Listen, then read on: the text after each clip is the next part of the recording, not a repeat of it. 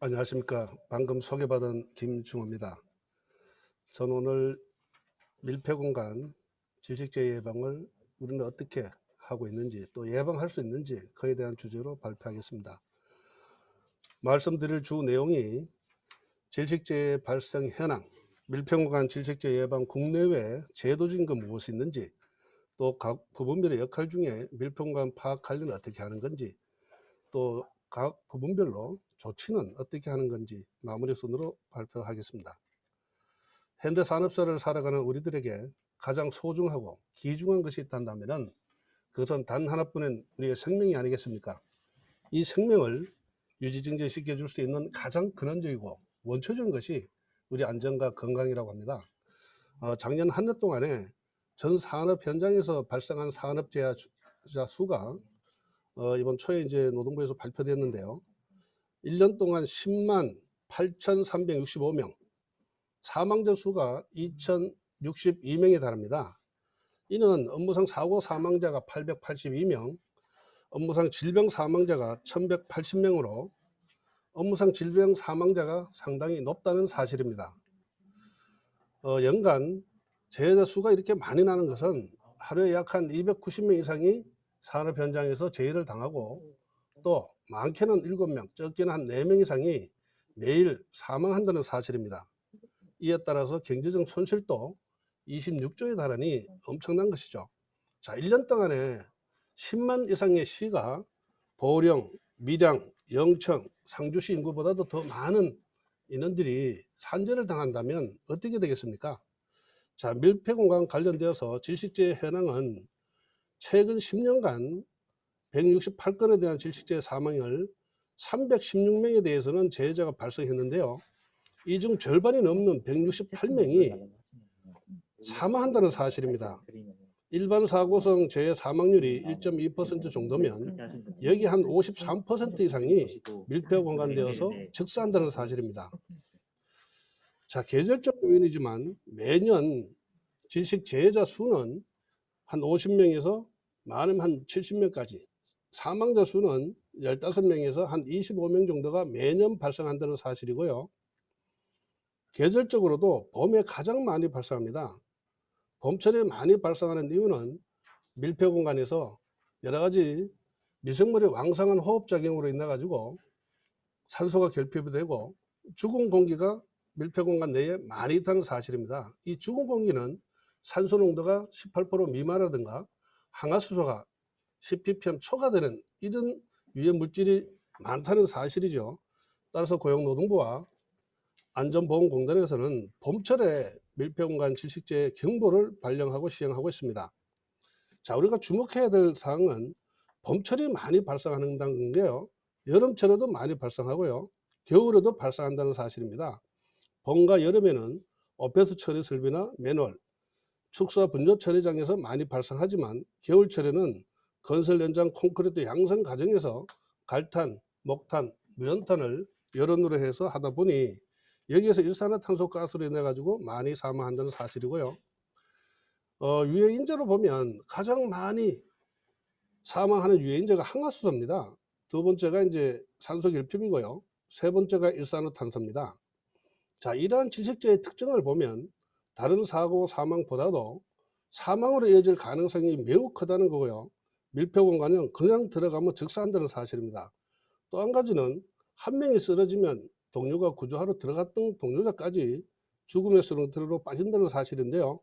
또 계절적으로 봄, 가을에 많지만 겨울에도 발생하고 특히 건설업에서 많이 발생하고요. 제조업에도 발생을 합니다. 건설업에서는 콘크리트 양성이나 방수, 방청, 도장 작업에서 많이 발생하고요. 제조업에서는 탱크 내부에서 용접을 한다든가 청소한다든가 유지보수하면서 많이 발생하고 있지요. 자, 그러면 밀폐 공간이 뭘까요? 밀폐 공간은 공기 흐름이 원활하지 않은 작업 장소에서 여러 가지 유해 가스가 잔존하거나 인화성 물질로 인해 가지고 화재, 폭발, 질식, 누출 여러 가지가 발생할 수 있는 위험 장소를 우리는 밀폐 공간으로 하지요. 따라서 산소 결핍이란 산소 농도가 18% 미만의 상태인데요. 자, 그러면 산업안전보건법상에 여러 가지 어떤 기준에 보면 밀폐 공간을 작업 상황, 작업 조건, 작업 내용, 설비 시설에 대해서 18가지로 구체적으로 이제 구분하고 있습니다. 자, 그럼 법은 어떻게 되어 있을까요? 산업안전보건기준에 관한 제10장은 밀폐공간 작업만 해당이 되고요. 제2절 밀폐공간 작업 내 조치사항은 구체적으로 나와 있습니다. 밀폐공간이 보유하는 사업장에서는 밀폐공간 작업 프로그램을 시행을 하고요. 산소농도나 유해가스를 측정과 동시에 한기를 작업시간 동안 계속적으로 해야 된다는 사실이고요.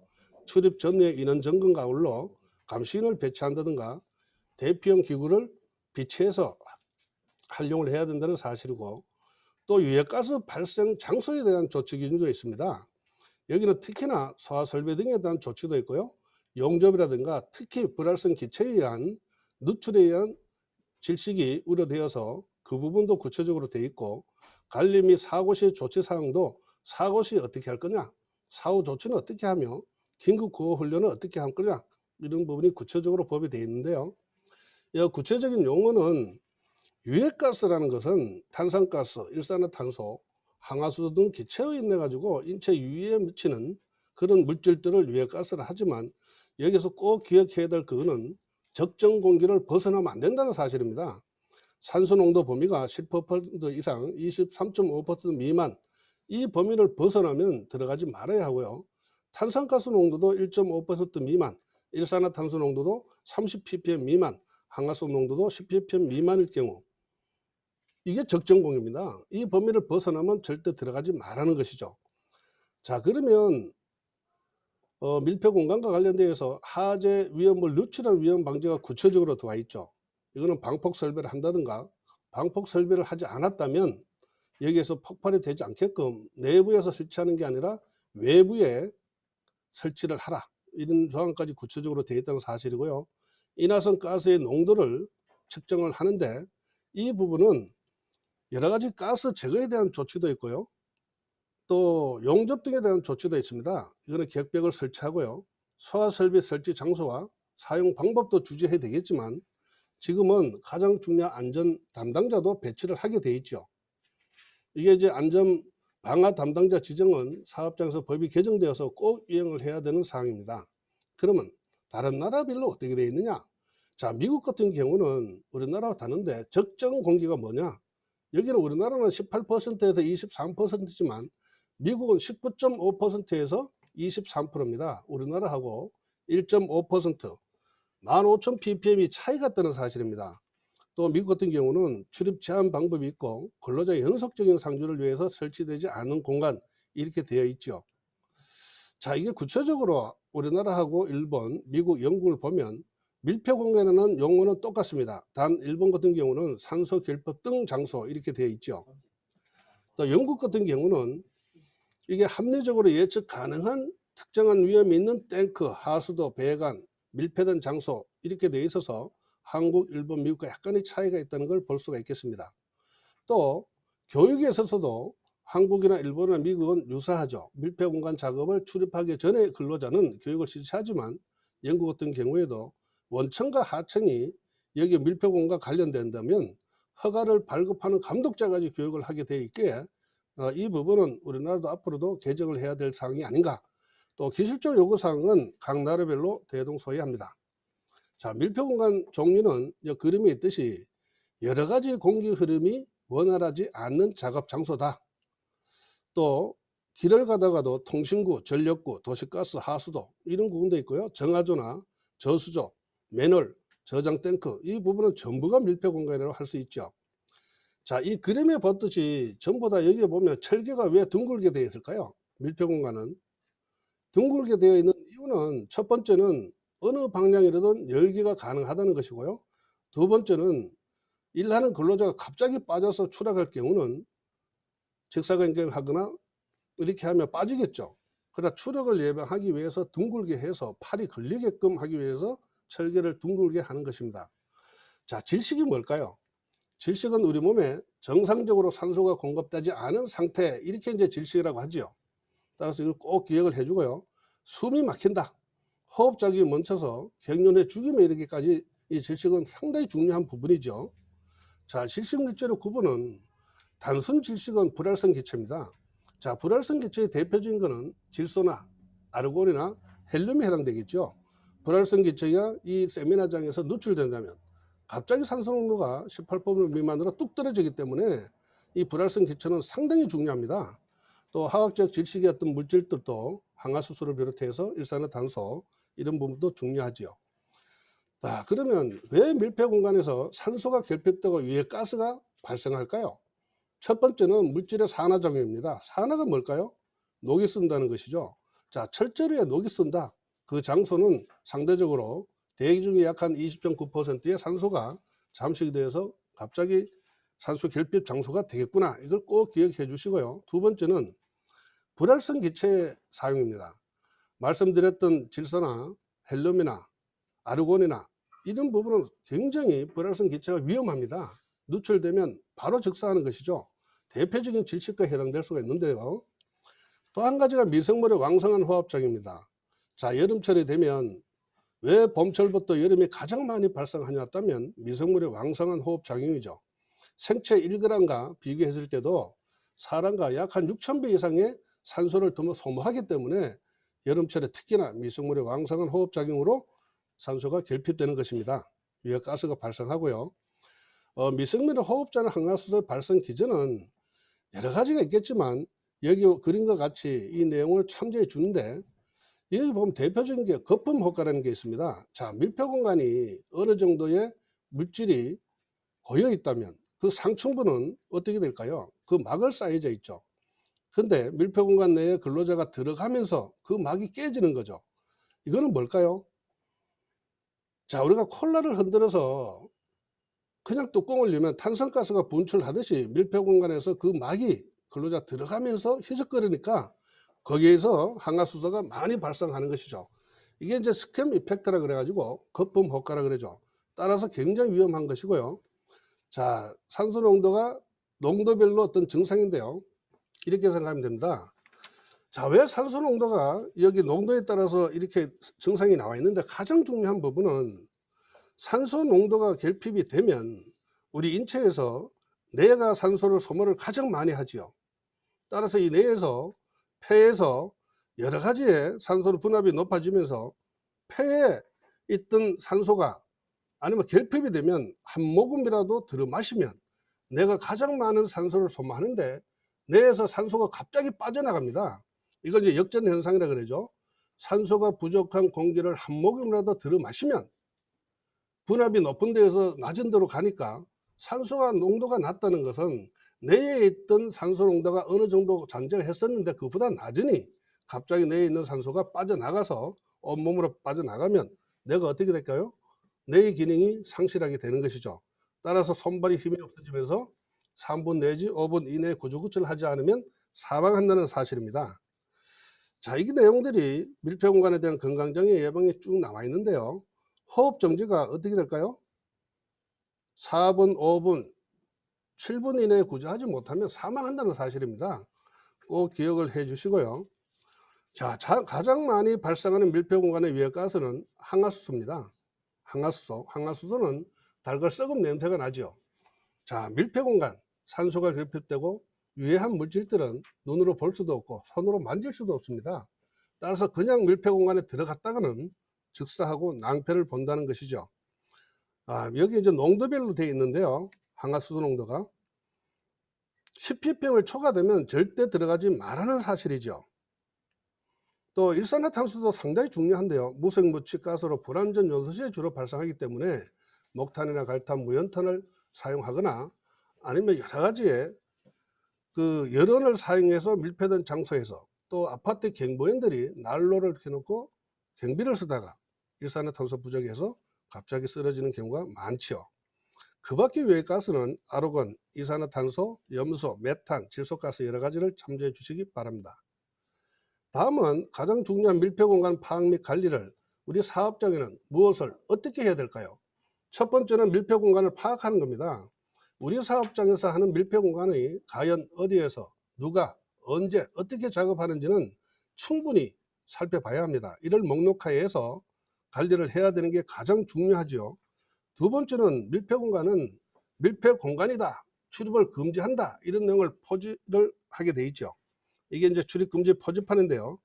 출입금지 표지판이 설치되는 모든 밀폐 공간은 작업하기 전에, 들어가기 전에 사전 안전자가 허가서를 발급을 하고 여러 가지 조건이나 상황이나 내용이 안전했을 때 작업하시오 하는 허가증이 되겠죠. 여기에 구체적인 밀폐공간 안전자가 허가 운영자가 운영되기 때문에 이 부분은 관리감독자가 아니면 안전관리자, 보건관리자가 충분히 숙지를 해야 되는 그런 내용들입니다. 자, 이 내용들은 안전작업 허가사 운영에 대한 내용하고 밀폐공간 출입 허가서는 참조해 주시기 바라고요. 세 번째는 보호장구입니다. 뭐래도 첫 번째 가철 사항이 환기를 해야 되겠죠. 환기팬을 보유하는 게 가장 중요합니다. 밀폐공간은. 두 번째는 밀폐공간은 유해가스나 산소 농도를 측정할 수 있는 장비를 보유해야 한다는 것이죠. 세 번째는 밀폐공간은 방독면을 쓰면 절대 안 되죠.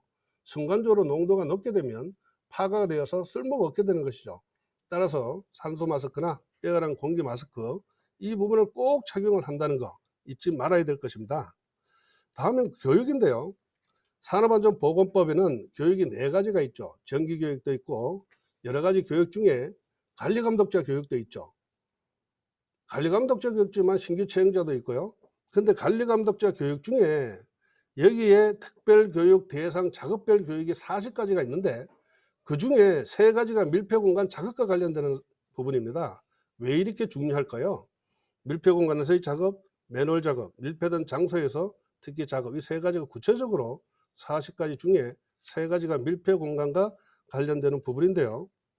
이 부분에서 우리 그 보건관리자나 사업자 안전보건 관계자 잊지 말아야 될 사항은 근로자의 정기교육이나 관리감독자 교육이나 채용시 교육이나 작업 내용 변경시 교육이나 특별교육 이 4가지 교육 중에 특히 3가지 근로자 정기교육, 관리감독자 교육, 채용시 및 작업 내용 채용시 변경시 교육 때 개정된 내용이 뭐냐 하면 직무 스트레스 예방에 관한 관리에 관한 사항을 추가하게 되어 있고요. 또 한 가지는 직장 내 괴롭힘이라든가 고객 폭언 등으로 인한 건강장 예방이 추가로 되었습니다. 이 부분이 교육이 변경된 내용이기 때문에 교육 이행에 철저를 기해야 되겠습니다. 다음은 밀폐공간 준시 사례인데요. 많이 발생하는 맨홀에서는 주로 산소가 결핍되는 부분입니다. 하수도 맨홀 작업, 상수도 맨홀 밸브 점검에 대한 작업, 하수관거 정비공사, 맨홀 내부 점검 이 부분이 전부 다 사망자가 2명씩 발생하는데요. 한 명이 쓰러지면 다른 동료들도 안전장구 없이 그냥 들어갔다 죽음의 수렁텅이에 빠진다는 사실입니다. 이 부분이 굉장히 중요한데요. 특히 맨홀은 정부나 지자체, 특히 공공기관, 원청과 하청, 발주공사에서 특히나 이제 지켜야 될 그런 내용들입니다. 안전자가 허가서를 꼭 확인하고 발급을 할 것. 상수도 맨홀, 또 특수한 거, 간거, 정비공사 이런 부분이 맨홀 잡아서 발생을 하고 있고 두 번째는 폐수 처리 시설입니다. 여기에는 항화수소가 문제가 되겠죠. 그 참조해 주시고요. 여기는 집수조나 침전조나 여러 가지 설치하거나 배관이 막혔거나 펌프를 교체하거나 이럴 때 주로 많이 발생을 하지요. 또 여기 이제 오수 처리 정화조, 산소기를 빼면 항화수소가 많은데요. 이거는 정화조나 하수 처리장, 그 다음에 상수도도 마찬가지고 하수도도 마찬가지죠. 그래서 하수 정말 처리장에 슬러지를 제거하러 들어갔던 근로자가 산소결핍이나 특히 항화수소 가스에 질식이 있는 사실입니다. 다음은 축산농가인데요. 봄, 여름에 가장 많이 발생하는 부분이 축산농가에서 질식사입니다. 이 부분은 항화수소, 특히나 돈분과 관련되는 부분, 돼지를 많이 키우는 돈분 집수조 처리하다가 슬러지를 제거하다가 들어가면 바로 축사한다는 겁니다. 그래서 축산농가나 양동농가의 돈분 제거 시에는 무조건 들어가기 전에 산소농도 유해가스를 측정하고 안전한 적정 공기 상황에서 들어가야지 그냥 들어가면 누구나 사망한다는 사실인데요. 그 다음에 겨울철에 특히나 콘크리트 보온 양성 작업 이거는 일산화탄소와 관련되는 부분이죠. 또 반응기나 저장 탱크나 설비나 시설에 관련되어서는 내부 청소하러 들어갔다거나 아니면 저장 탱크를 설치하고 그 내부의 기밀이 어떻게 되었냐 이런 부분을 또 확인하러 들어갔다가 발생하는 부분이 있죠. 그 다음 배관 용접은 아르곤 용접 이 부분도 관련되고요. 배관 내부의 어떤 용접 작업하고 용접이 잘 되었나 안 되었나를 기밀 시험하고 그럴 때 여러 가지 퍼즈 작업을 하고 그냥 질소에 의해서 불활성 기체에 의해서 사망하는 경우도 배관 내부와 관련되는 공사고요. 그 다음에 이제 지하 집수정, 수정 모터 수리 작업이라든가 폐지 압축기 청소 작업이라든가 이런 부분들도 항화수소나 산소결핍이 되어서 발생하는 부분이 많지요. 자, 그러면 여기에서 노동부에서는 이달부터 6월달까지 질식제 정보 집중 점검을 한다 그래요. 특히나 여기는 오페드 처리 시설, 정화조, 하수도 맨홀, 축산분도 처리 시설에 대해서 집중적으로 점검을 하기 때문에 여기는 법에 있는 내용들을 잘 이행을 해 주시기 바랍니다. 이 지자체도 같이 하는데요. 그러면 사업장 밀폐 작업 시 우리는 무엇을 어떻게 해야 될까? 가장 중요한 첫 번째가, 그 전에는 산소농도 및 유해가스 측정이 1번이었죠. 지금은 환기부터 해야 됩니다. 자, 환기를 왜 중요하냐?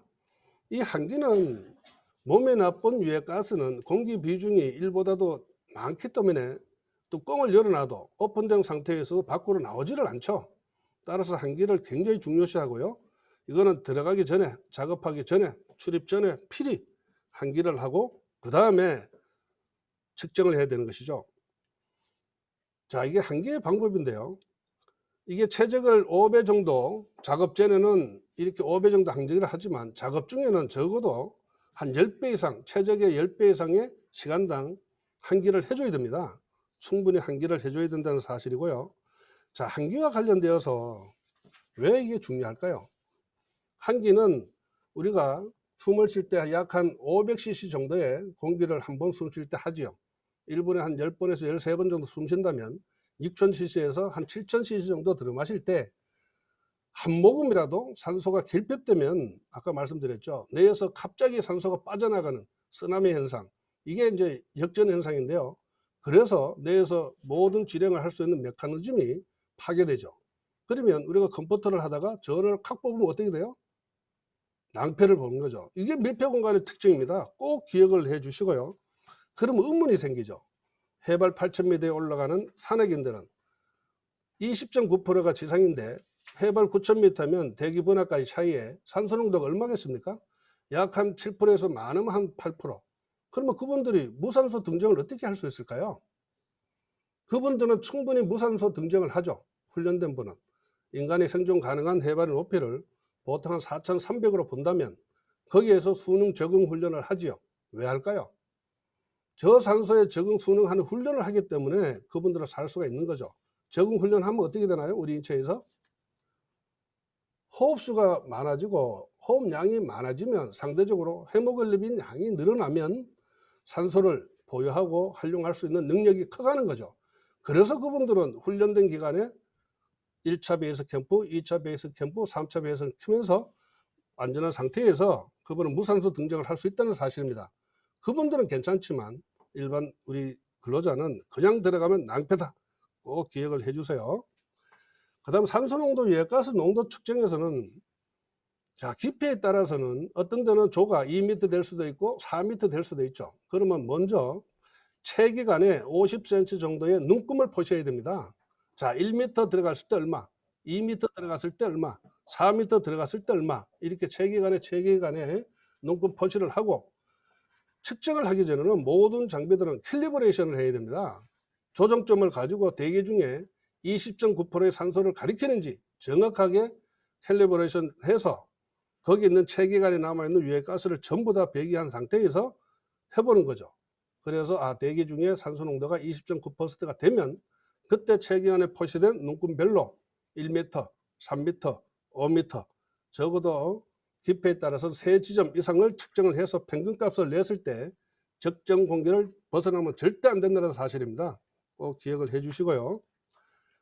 그 다음은 유해가스 측정기의 보호장구에 대해서 말씀드리겠습니다. 자, 보호장구는 개인용 보호구인데요. 가장 중요한 부분은 방독면을 쓰지 말아야 된다는 겁니다. 밀폐 공간은 방독면을 쓰면 안 된다는 사실이죠. 뭘 써야죠? 공기호흡기나 에어랑 공기 마스크를 쓴다는 사실입니다. 따라서 이 부분은 가장 중요해서요. 개인용 보호구는 항상 비치하고 보관하고 언제 활용할지 모르니 공기는 항상 충전을 해야 되는데 우리가 공기호흡기나 산소 마스크는 공기호흡기를 예를 들면 거기 본배에는 대기 중에 1460리터 정도 되는 공기를 압축을 시켜 놓고 사용을 하죠. 한번 우리가 호흡을 할 때 약간 생맥주 500cc 정도의 숨을 들어 마셨다 내뱉다 그랬죠. 근데 밀폐공간 작업할 때는 작업 강도가 세지죠. 그럼 많은 공기를 소모하겠죠. 그러나 1460리터 정도 공기를 압축할지라도 우리가 한 25분 정도 경과하면 경보음이 울립니다. 따라서 여기서 개인용 보호구 중에 여기 공기호흡기는 공기 충전이 어느 정도 되어 있는지, 또 공기 충전이 되어서 한 85% 이상 사용했을 때 경보가 울리는지, 이런 부분도 정기적으로 점검을 하고 활용을 해야 되겠다는 걸 말씀드리고요. 다음은 안전대 구명줄이 굉장히 중요하죠. 이 부분은 어떤 사고가 어느 때 날지도 모릅니다. 따라서 안전대나 구명줄, 구조용 삼각대, 그 다음 서로 연락할 수 있는 연락망, 이런 것도 하시는데요. 자, 그럼 밀폐 공간만 발생하냐? 아닙니다. 유해가스 발생 장소에서도 우리는 조치를 취해야 되는데, 특히 용접입니다. 용접은 굉장히 위험하죠.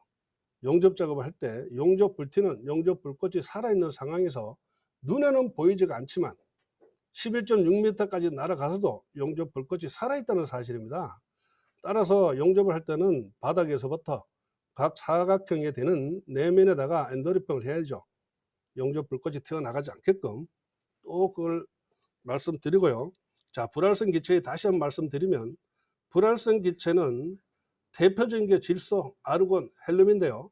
우리 여름이 다가옴에 따라서 냉매로 많이 쓰는데 지하에 배관 교체를 한다. 아니면 냉매로 사용하는 물질을 교체하다가 누출되면 어떻게 되겠어요? 교체하고 누출되었을 때 작업하는 근로자가 그대로 쓰러집니다. 갑자기 산소 농도가 18% 미만으로 떨어지기 때문에 질식사를 하게 되는 것이죠. 그 다음 가스 배관 공사도 말씀드렸고요. 그 다음 작업 관리에 대해서 말씀드리겠습니다. 자, 모든 작업은 작업 접점에서 발생하는 것이죠. 따라서 관리 감독자가 굉장히 중요합니다. 3명이 작업하더라도 1명이 조정이 될 수가 있고요. 5명이 작업하더라도 조정이나 반장이나 팀장이 될 수 있죠. 그분이 작동성이 되지 않으면 거기 있는 동료들은 즉사하게 되는 것이죠. 따라서 작업하는 관리 감독자의 직무, 그 중에서 내가 일하는 작업 장소나 작업 상황이나 작업 조건에서 무엇이 어떻게 위험한 건지, 우리 작업자가 어떻게 해야 되는지, 이런 얘기를 충분히 작업자한테 커뮤니케이션, 소통을 해줘야 되는 것이죠. 그래서 감시인을 배치하는 것은 이번에 법이 개정되어서 추가로 하기 취급 작업에는 꼭 감시인 배치를 해야 되죠. 인원의 점검은 들어갈 때 나올 때 인원을 꼭 점검을 하고요. 출입을 관계자 외에는 절대 들어가지 못하도록 출입 금지 표지판을 설치를 해야 되겠습니다. 그리고 안에 있는 근로자나 밖에 있는 근로자를 연락할 수 있는 연락 체계를 갖추고, 모든 밀폐 공간은 작업하기 전에 안전작업 허가서를 필히 발급을 해야 된다는 사실이죠.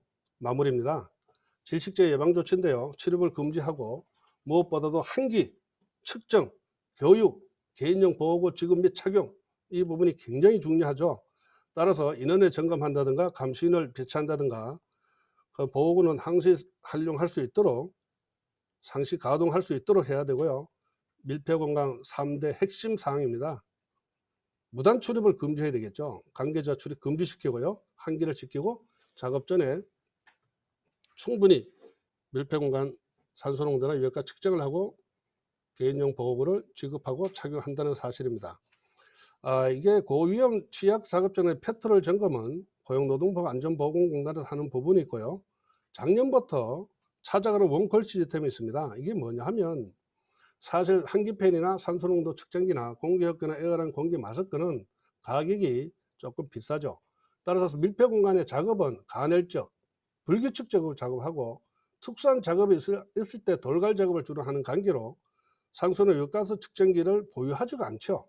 그러면 전국의 안전보건공단에서 언제 어느 때나 전화를 주면 거기 관계자가 직접 나가서 교육도 시켜주고 장비 사용법도 알려주고 거기에 대한 장비 무료로 제공을 해준다는 사실이에요. 그래서 원콜 시스템을 꼭 활용해 주시기 바랍니다. 자, 마무리입니다. 산업 현장에서 밀폐공간 질식 사망에 대한 여러 가지 조언을 제가 하겠는데요. 첫 번째는 밀폐공간 질식 사망 3대 수칙을 준수하는 현장 작동성을 강화해야 되겠다는 거 하고, 여기서 18% 미만을 미국처럼 19.5에서 23.5%로 하면 어떨까, 이런 부분이 있고요. 두 번째는 지방자치단체별로 여러 가지 목탄이나 갈탄이나 무용탄을 사용하지 말라는 지방조례를 제정하는 겁니다. 이 부분은 일부 경기도 일부 지역에는 지지방 조례로 사용하고 있죠. 이 부분은 이제 환경 미세먼지, 초미세먼지와 관련되어서 그런 부분도 있고요. 세 번째는 모든 밀폐 공간에 발주를 주는 원청이나 하청, 지자체나 정부 공공기관에서는 밀폐 공간을 작업이 있다면 거기에 참여 조건을, 광역공사 참여 조건을 이 밀폐 공간 장비를 보유하거나 교육을 이미 시켰거나 이런 데를 계약을 하면 어떨까? 계약 특수 조건에 이런 내용들을 해서 계약을 하는 부분. 네 번째는 관련 기관 단체의 법정 교육이나 이런 거 할 때 원청과 하청 아니면 직능 이런 부분들도 전부 교육을 해야 된다는 거 하고, 질식제의 원퀄 시스템은 계속적으로 확대해서 하는 부분하고, 위험 설명 및 잔수 전수 데이터를 해보면 어떨까? 그 다음엔 밀폐공간 질식제 예방 프로그램 안전자가 허가서인데요. 자, 이 부분은 제가 제도적으로 두 가지를 추가를 했는데요. 밀폐공간 정의에 대한 개념을 두 가지 안으로 제안합니다. 자, 첫 번째, 두 번째는 밀폐공간에 대해서 지금 18가지의 법적인 내용들이 있는데 1번에서 17번은 작업의 상황, 작업 조건, 작업 내용, 작업 설비, 시설에 관한 내용이란 말이에요. 그때는 안전자가 허가서를 발급하지만 최근에 18번째가 추가되었죠. 이 부분에 대해서는 여기에서는 안전자가 허가서보다는 그때는 매일 이루어지는 작업도 있어요. 아니면 이 부분은 어떤 위험성이 조금 낮죠. 그렇다면 여기에는 안전조치사항만 하면 되지 않을까 이런 부분이 있습니다. 그게 이제 안전자 허가서 내용에 대해서 좀 더 구체적으로 하지만 심도 있게 하거나 어떤 부분에 차별을 해야 될 부분이 첫 번째고요.